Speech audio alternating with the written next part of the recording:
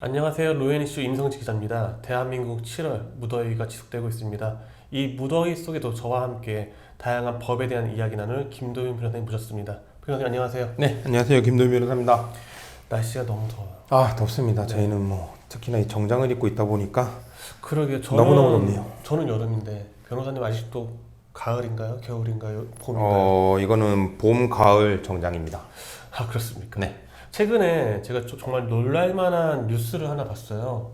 아내가, 특히 바람을 피우는 아내가 자신의 남편을 주기 위해서 네. 칫솔과 혀 세척제나 이런 부분에 락스칠을 해가지고 문제가 되었다라는 뉴스 봤는데요. 혹시 접하셨나요? 저도 봤습니다. 그렇습니까? 네. 정말 무섭더라고요. 이게 사랑에 빠지면 무엇을 못할까요?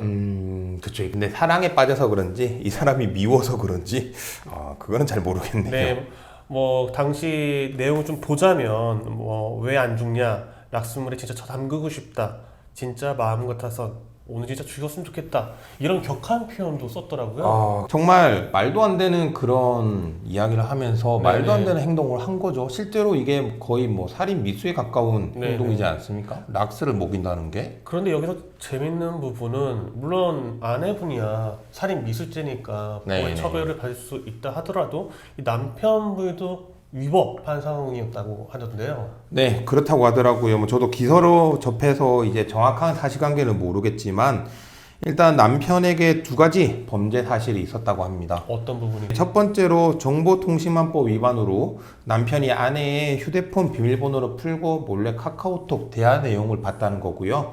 두 번째로 아내 몰래 녹음기를 설치해서 아내와 제3자의 대화를 녹음했다는 통신비밀보호법 위반입니다. 녹음이야 둘째 치더라도, 네. 물론 증거를 불법적으로 수집했지만 이 아내 핸드폰 비밀번호를 풀어서 봤다는 것 자체가 위법하다. 이건 아마 일반 사람도 거의 모를 텐데요. 일단 어쨌든 부부 관계라 하더라도 남이니까요. 네, 어쨌든 남이니까요. 타인의 휴대폰, 기타 다른 어떤 편지라든지 아니면 SNS, 이메일 등을 이제 훔쳐 본다면 그거 자체가 정보통신망법상 비밀 침해가 될 수 있습니다. 구체적으로 좀 설명해 주시겠어요? 예전 같은 경우에는 사실 이런 경우가 많았습니다. 스마트폰이나 카카오톡 이런 게 없었으니까요.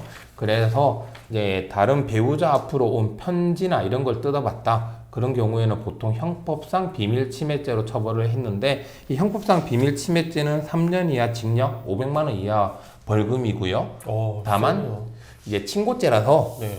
이제 내가 처벌을 원하지 않는 경우 고소를 하지 않으면 이제 처벌을 전혀 받지 않았습니다. 그러니까 이제 부부 관계에서도 싸울 때야 안 좋을 수 있지만 네네. 이제 좋아지면 다시 그런 것들을 다 용서하고 넘어갔었는데 정보통신망법에 따르면 누구든지 정보통신망에 의하여 처리 보관되는 전송되는 타인의 정보를 훼손하거나 타인의 비밀을 침해, 도용 또는 누설하는 경우에 5년 이하 징역 또는 5천만 원 이하 벌금에 처하고 있거든요. 5년 5천만 원이요. 네, 엄청나죠. 아무래도 이제 현대 사회로 갈수록 이제 기술이 발달하고 또 개인 정보의 보호성이 점점 더 커지고 있어서 이렇게 네네. 조금 더 처벌의 강도가 세진 것 같습니다. 물론 그렇다면 이 남편분, 만약에 자신이 죽이려 했던 살인 미수인 아내가 당신을 고소하겠다라고 하면 그렇게 처벌을 받는 건가요? 그거랑 별개로요. 이거는 정보통신망법상 비밀침해로 됐기 때문에 네. 정보통신망법은 친고죄가 아니거든요. 아, 그래서 신고를 한 순간 그냥 처벌을 받게 되는 겁니다. 그렇습니까? 네, 좀 억울할 수는 네네. 있죠. 특히 남편 입장에서 어쨌든 아내가 바람을 핀다고 의심을 해서 이제 그런 것들을 훔쳐봤던 건데 어쨌든 훔쳐봤다는 행위 자체는 잘못된 거고요. 위법이고 다만 이제 우리 법원에서도 그런 여러 가지 상황들을 고려를 했거든요. 그래서 가령 이제 배우자가 바람을 폈다고 의심을 했고 그리고 실제로 또 바람을 폈고요. 그리고 이 일이 있은 이후부터 한 5년 정도 또 별다른 문제 없이 계속 살아왔기 때문에 이런 점들을 다 고려해서 벌금 100만 원의 선고유예를 선고한 거죠. 선고유예요? 네. 그렇다면 이게 조금 개정을 해야 된다라는 목소리는 없나요?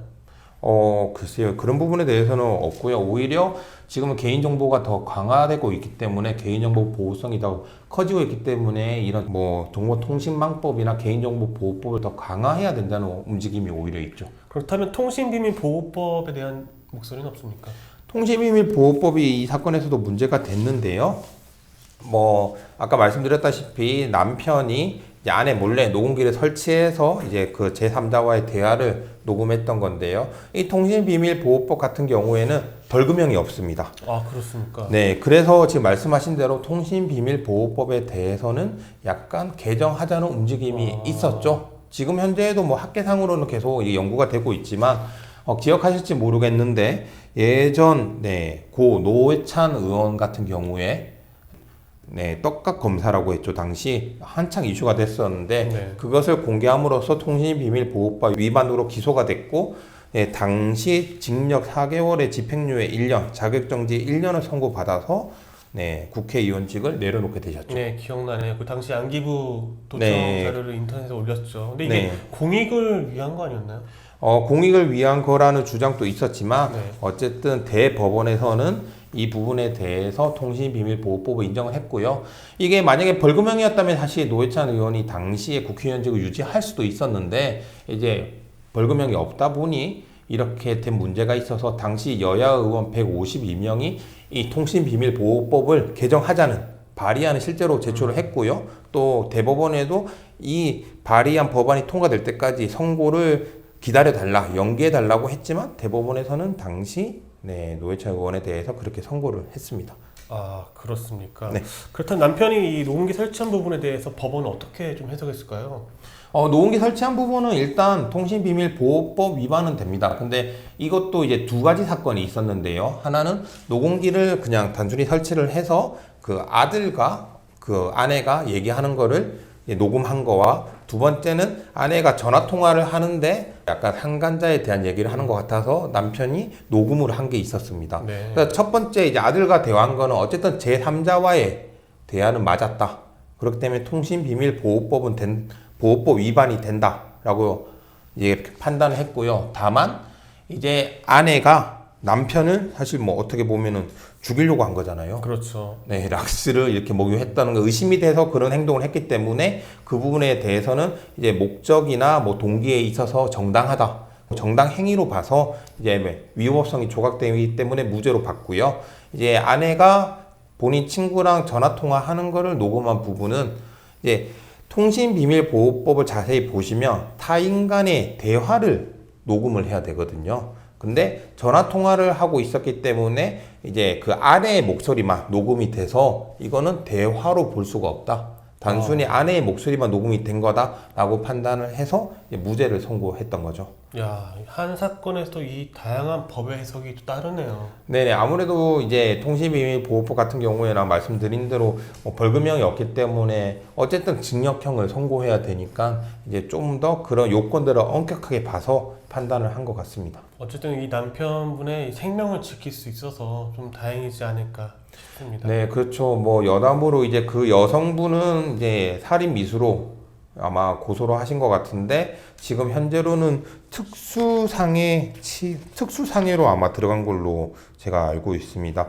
아직까지 이제 그 여성분에 대한 재판은 확정이 안 됐기 때문에 이후에 이 여성분에 대한 이제 재판이 판결이 되고 이 소식이 나오면은 저희가 다시 한번 말씀을 드리도록 하겠습니다. 네, 정말 특수한 상황이라서 저희 로엔이슈에서 다시 한번 다뤘으면 좋을 것 같습니다. 예, 로엔이슈 오늘 여기서 마치도록 하겠습니다.